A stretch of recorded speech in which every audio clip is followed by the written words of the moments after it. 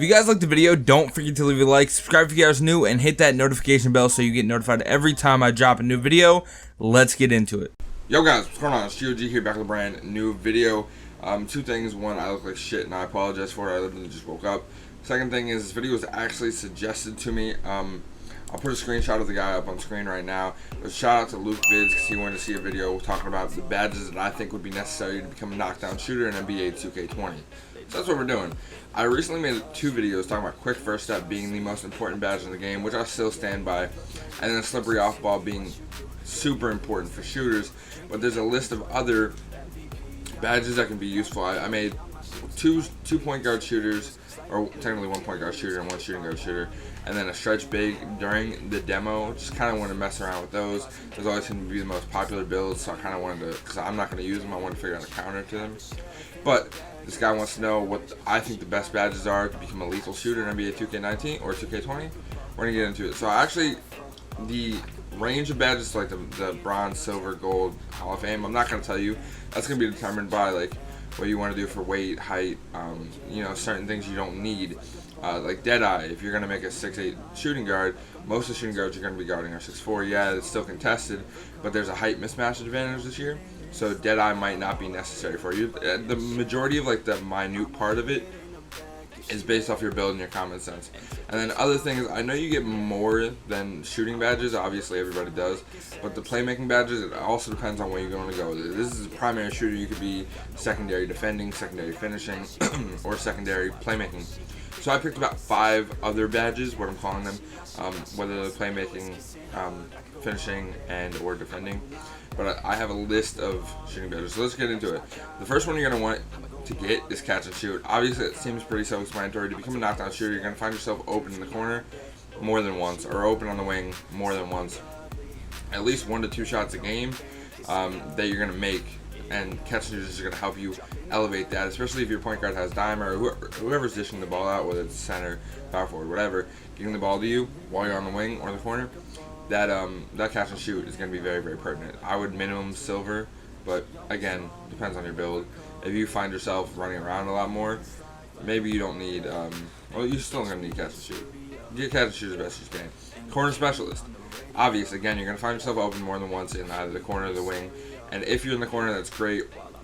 It's the easiest 3-point shot in the game. On top of that, corner specialist actually applies to the short corner too. So it's not necessarily corner 3, but if you're in that corner 2 range, corner specialist applies to that too. So you can rock that bronze, silver, gold. I don't see a point in having corner specialist Hall of Fame, to be honest with you, unless you're just going to stand around the whole game. That's not realistic.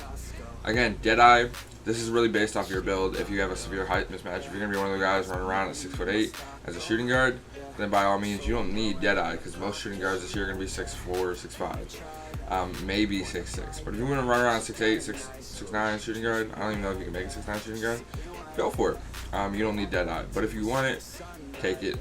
Again, height mismatch. It all depends on it. And everybody knows what Deadeye does. It increases like what people hear.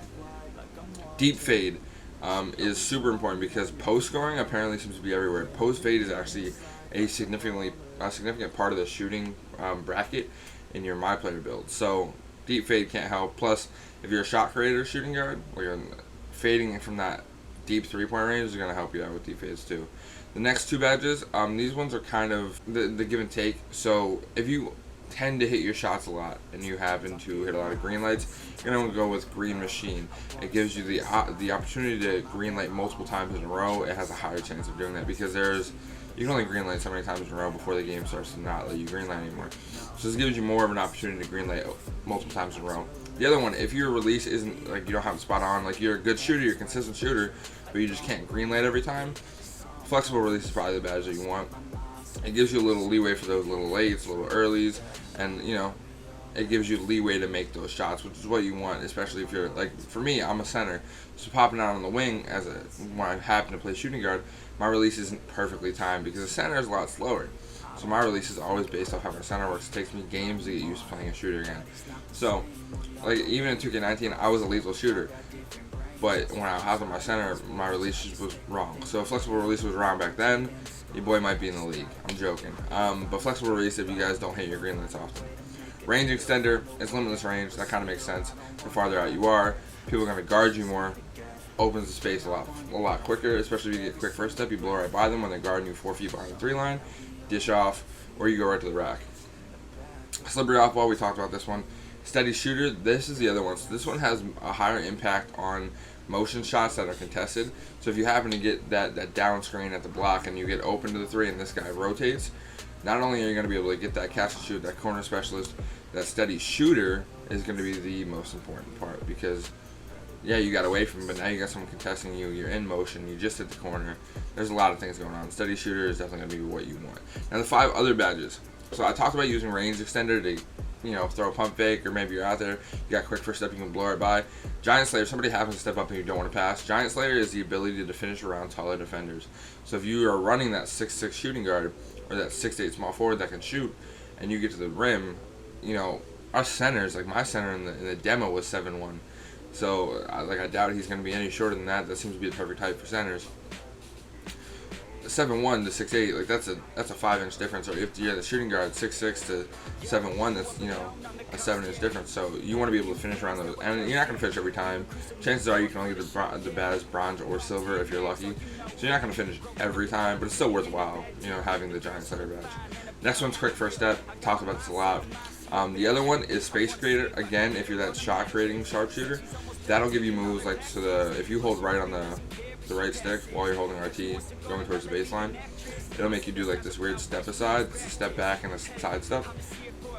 You'll be able to hit those more often. It's just better for shot creators.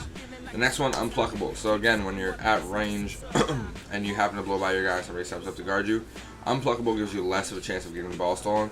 That's vastly important, especially if you're a pure sharpshooter and you decide to pick finishing or rebounding and defense over playmaker. You're going to lose that ball handling. Unpluckable is wildly important for you to have. Next one's Pick Dodger. Most of the time, I don't know anybody that's a two-way sharp.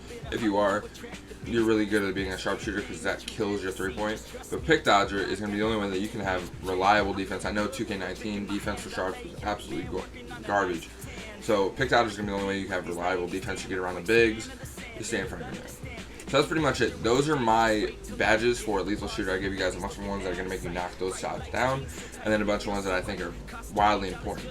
Now, obviously, you're going to get more badges than what I mentioned, because most of the builds you end up with like 40-some badges. I think I gave you like 17 here. Pick and choose. Be wise. Be smart. You can get 40 badges all bronze, or you can get them like leveled up. So, I mean, obviously, everybody's going to play around. Your first build isn't going to be your last build. If it is, then you got lucky. But just play around, figure out what you want, figure out how you want to run your build. Sometimes you might not even want corner specialist because you're the point guard. You're gonna need that range extender and that dead eye. Well, with that then, use your common sense. But these are the badges that I think are pretty much very important to becoming a lethal shooter in 2K20, because they're the same badges that we've had in 2K19, 18, 17. They're just different names. But hopefully you guys enjoyed the video. If you did, leave a like, comment down below, give me another video suggestion. Shout out Luke Vids for giving me this one, and subscribe if y'all new to Dream Boy GOG. Peace out, fam squad.